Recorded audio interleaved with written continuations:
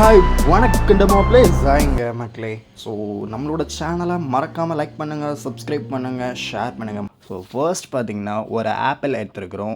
So second வந்துட்டு புதினா எடுத்துருக்குறோம், கருவேப்பிலை எடுத்துருக்குறோம். அகைன் பார்த்திங்கன்னா பொமக்ரேனேட் மாதுளை, அதாவது அப்புறம் கொத்தமல்லி, கேரட், பீட்ரூட், அப்புறம் வந்துட்டு ஒரு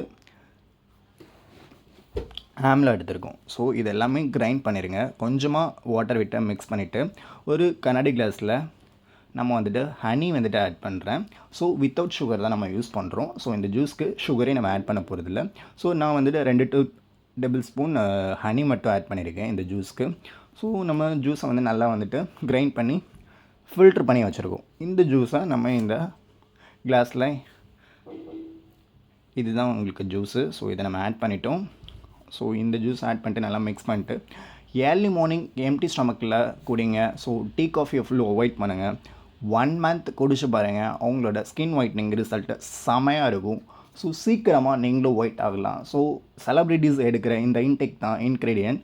ஸோ என்னென்னு டிஸ்கிரிப்ஷன் கீழே நான் வந்து என்னென்னு மென்ஷன் பண்ணுறேன். ஸோ நெக்ஸ்ட் வ்ளாக்ஸில் பார்க்கலாம். பாய் பாய், தேங்க்யூ ஸோ மச் காய்ஸ்.